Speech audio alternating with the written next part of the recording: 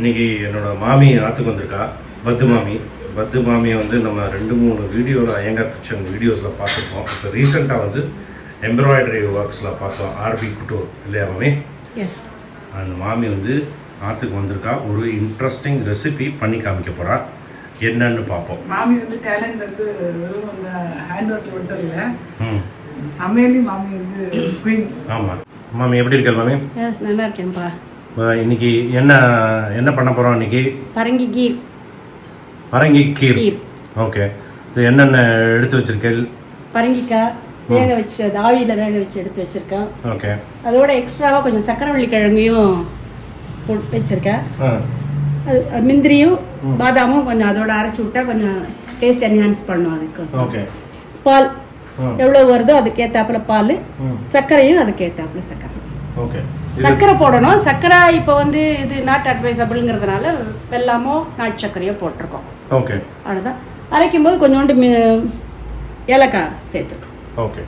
So இது வந்து நம்ம வந்து இளங்கொட்டை, அதுவா? அது இது இளங்கொட்டை இல்லை, இது இந்த சிவப்பு பூசணிக்கான்னு சொல்லிட்டு கல்யாண பூசணிக்கான்னு சொல்கிறாங்க இல்லையா, அது. ஓ, கல்யாண பூசணிக்காய். கல்யாண பூசணிக்காய். ஸோ கல்யாண பூசணிக்காய் அப்படிங்கும்போது இது வந்து ஜென்ரலாக ஏற்கனவே அதில் திதிப்பு இருக்கும். அதுலேயே திதிப்பு இருக்கும். ஸோ யூஸ்வலாக வந்து ஃபெஸ்டிவல்ஸ் ஃபங்க்ஷன்ஸுக்குலாம் இது பண்ணுவாங்க. ஆமாம் ஆமாம். ஓகே. ஸோ இது வந்து பரங்கி கீர். ஓகே.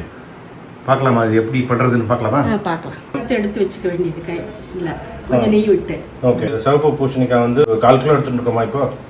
ஆமாம், ஒரு 1/4 கிலோ அது இருக்கும். ஒரு 100 கிராம் வந்து சக்கரவள்ளி கிழங்கு. 100 கிராம் சக்கரவள்ளி கிழங்கு. ஸோ இந்த அளவுக்கு நம்ம எவ்வளோ முந்திரி பருப்பு வேணும்? சும்மா ஒரு 2-4 எவ்வளோ போடுறோம், வேணும் டேஸ்ட் தான் அது. ஓகே. முந்திரி கம்பல்சரி கிடையாது. ஓகே. ஸோ அதை வந்து நம்ம வறுத்து எடுத்து வச்சுக்கலாம்.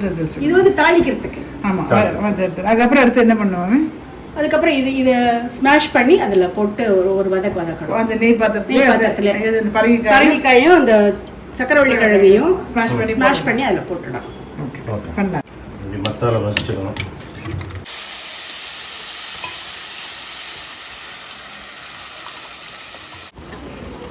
சக்கரவள்ளி கிழங்கும் கொஞ்சம் மசிச்சுண்டாச்சு. இது அரைச்சிக்கிறதுக்கு முந்திரி, பாதாம், 2 ஏலக்காய். ஓகே. ஸோ பாதாம் வந்து ஊற வச்சுருக்கோம். ஊற வச்சு, ஆமாம். எவ்வளோ நேரம் ஊற வச்சுருக்கோம்? தோல் எடுக்கிற வரைக்கும். ஓகே. தோல் எடுக்க பிடிச்சோன்னா போதும். மாமி என்ன பண்ண டைம் இல்லை, திடீர்னு பண்ணதுனால அர்ஜென்ட்டாக பண்ணாலும் அப்படியே குக்கருக்குள்ளேயே அதை போட்டு ஒரு ஆவி எடுத்து வச்சுட்டேன். அப்படி இல்லைன்னா இந்த பதத்துக்கு வந்து எவ்வளோ நேரம் ஊறணும்? ஒரு 15 அரை மணி நேரம் ஊற வச்சுட்டா போதும். அரை மணி நேரம் ஊறணும். வெந்நீரில் ஊறினாலே சீக்கிரம் ஊறிடும். ஓகே.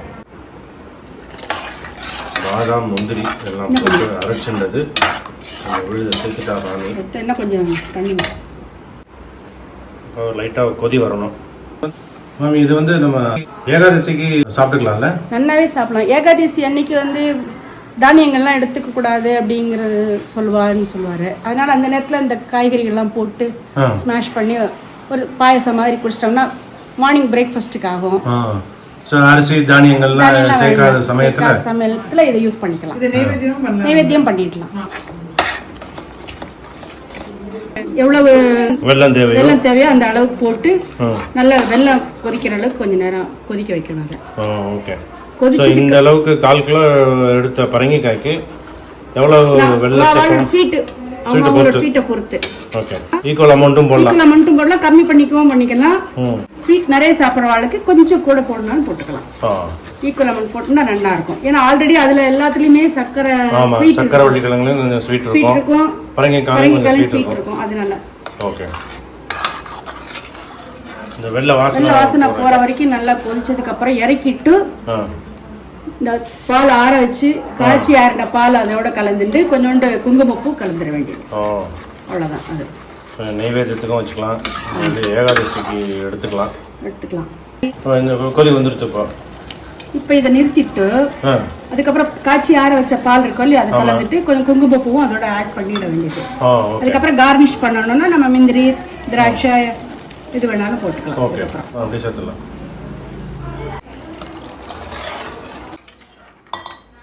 போட்டால் போகிறோம்.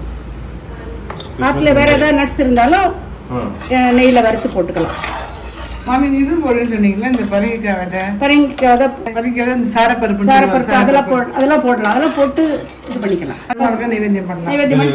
திருவண்ணாமலத்துக்கு எடுத்துக்கலாம்ல? திருவோணத்துக்கு எடுத்துக்கலாம். உப்புக்கு உப்பு இல்லையா? உப்பு இல்லையில உப்பு இல்லை கிடையாது. திருவோணத்துக்கும் எடுத்துக்கலாம். உப்பு இல்லாம திருவோணம் ஏகாதசி விரதம் எடுத்துக்கலாம். சூப்பர் மாமி. ரொம்ப நல்லா இருக்கு. டேஸ்ட் குட் செட் டேஸ்ட் பண்ணி பாருங்க. பெருமாள் காமிச்சி பண்ணிட்டு ஆமா. டேஸ்ட் என்ஹான்ஸ் வேணும்னா மில்க் மேட் ஆட் பண்ணிக்கலாம். சரி அதுவும் வேண்டாம் அப்படின்னா கொஞ்சம் இந்த க்ரீம் ஏதாவது மில்க் க்ரீம் அமுல் மில்க் க்ரீம்லாம் இருக்கு இல்லையா அந்த க்ரீம் கொஞ்சம் ஆட் பண்ணோம்னா இன்னும் கொஞ்சம் டேஸ்ட் என்ஹான்ஸ் ஆகும். அது எப்போ ஆட் பண்ணணும்? இறக்கி வச்சதுக்கப்புறம் அதை கடைசி ஆட் பண்ணிக்கலாம். ஓகே, நல்லா இருக்கும். அது கொஞ்சம் க்ரீமியாக இருக்கும், அவ்வளோதான். வேற ஓகே. ஸோ ஏகாதசி திருவோணம் விரதங்களுக்கு ஒரு அமர்க்களமான ஒரு டிஷ் பார்த்துட்டோம். தேங்க்யூ மாமி. தேங்க்யூ.